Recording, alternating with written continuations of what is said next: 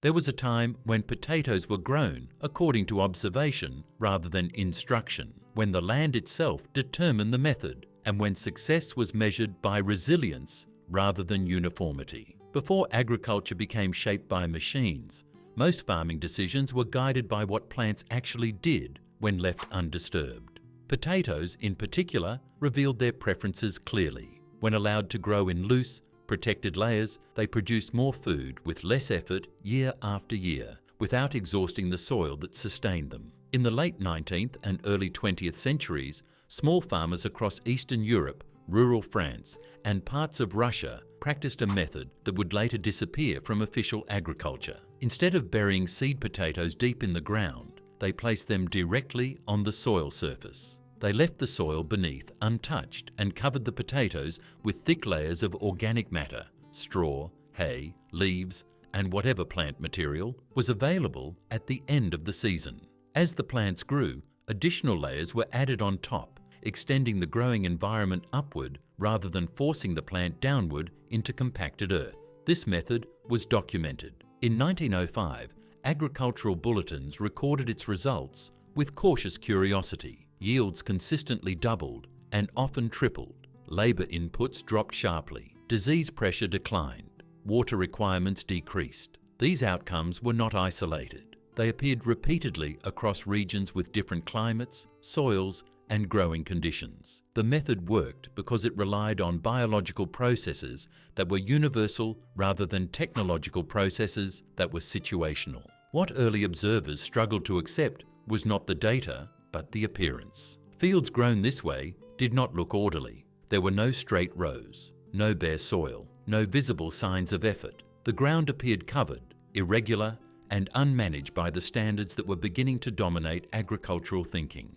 As farming moved toward mechanization, these visual cues became liabilities. The layered surface method could not be adapted to tractors or standardized equipment. Machines required uniform spacing, predictable depth, and exposed soil. Practices that ignored these requirements were gradually excluded from training, manuals, and extension programs. By the 1930s, the method had disappeared from formal agriculture, not because it underperformed, but because it did not fit the emerging industrial framework. To understand why this happened, it is necessary to understand how agriculture was changing. Farming was no longer centered around feeding households or communities. It was becoming a supply system designed to feed markets. Efficiency replaced resilience as the primary goal. Speed replaced soil health. Predictability replaced adaptability. These shifts required practices that could be scaled, measured, and repeated mechanically. Biology became secondary to logistics.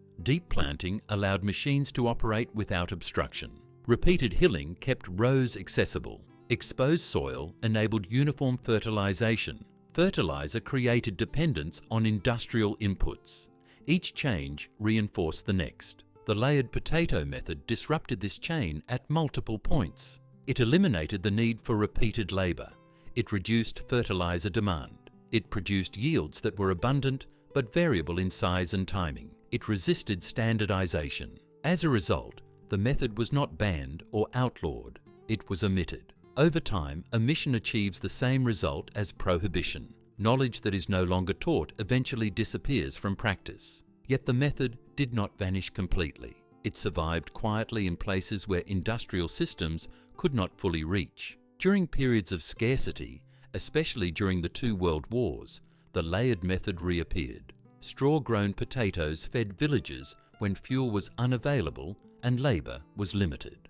In these contexts, efficiency was measured by survival rather than uniformity. Once conditions stabilized, industrial methods returned, and the layered approach retreated again into obscurity. In household gardens and subsistence plots, the method persisted. It was passed down informally, often without explanation. The instructions were simple: place the potatoes, cover them, leave them alone. This simplicity was mistaken for ignorance, yet it reflected deep understanding. Potatoes evolved to form tubers in loose, oxygen-rich layers with stable moisture and temperature conditions. Forest floors provided these conditions naturally. In forest ecosystems, organic matter accumulates gradually. Leaves fall. Plant material decomposes slowly. Soil remains covered year-round. Roots explore without disturbance. Fungal networks form long-term relationships with plants, exchanging nutrients for carbohydrates. Water infiltrates gently and remains available. The layered potato method recreated these conditions intentionally. The biological mechanisms underlying the method explain its success. When seed potatoes are placed on the surface, they encounter minimal resistance during emergence. The soil beneath remains intact, preserving pore spaces that allow oxygen movement and water infiltration. Microbial communities remain stable because they are not disrupted by digging. Mycorrhizal fungi maintain connections between roots and mineral reserves. Thick organic layers perform multiple functions simultaneously. They regulate temperature by insulating the soil from extreme heat and cold. They retain moisture while allowing excess water to drain. They prevent soil compaction by absorbing rainfall impact. They reduce erosion. They provide a slow, steady nutrient supply as decomposition progresses. Tuber formation changes fundamentally under these conditions. In conventional planting, tubers form within a narrow zone determined by planting depth and repeated hilling. Each disturbance interrupts stolon development. Growth is constrained vertically. In the layered method, stolons continue forming as long as conditions remain favourable. Each new layer of organic material creates additional vertical space for tuber formation. One seed potato produces tubers at multiple levels rather than a single compressed zone. This vertical stacking explains the dramatic yield increase without increasing plant density. The plant is not forced to compete with itself. Instead, it expands naturally. Disease pressure declines because conditions unfavourable to pathogens are maintained consistently. Compacted, exposed soil encourages anaerobic environments and splash-based disease transmission. Permanent cover prevents these conditions. Improved airflow reduces leaf wetness duration, slowing fungal spread. Insects struggle to locate host plants through thick organic cover. Predatory organisms thrive in stable environments. Water management becomes passive rather than active. Organic layers hold moisture efficiently, reducing irrigation needs. During drought conditions, plants experience less stress because evaporation is limited. During heavy rainfall, excess water drains without pooling. The system self-regulates. Harvesting becomes non-destructive. Instead of digging and disturbing soil structure, growers simply pull back the organic layers and lift clean tubers by hand. The soil remains intact, preserving its structure and biological activity for future crops. As agriculture moved deeper into industrialization, these advantages became liabilities. Systems designed around machinery require consistent inputs and visible control. Messy abundance does not fit industrial logic. Variability complicates processing and distribution. Methods that reduce dependency on inputs threaten economic models based on repeat consumption. Home gardeners encountered similar pressures. Publications warned against surface methods, citing concerns about rot, rodents, and disease. Field trials repeatedly contradicted these warnings, yet institutional resistance persisted. The issue was not performance, but control. In modern contexts, gardeners rediscovering the layered method report consistent results. Yields increase significantly. Soil improves year after year. Organic matter accumulates. Labour decreases. The system becomes easier rather than harder over time. Material selection matters. Carbon-rich materials such as straw, dried leaves, and aged hay maintain structure while decomposing slowly. Fresh grass alone compacts quickly and restricts airflow.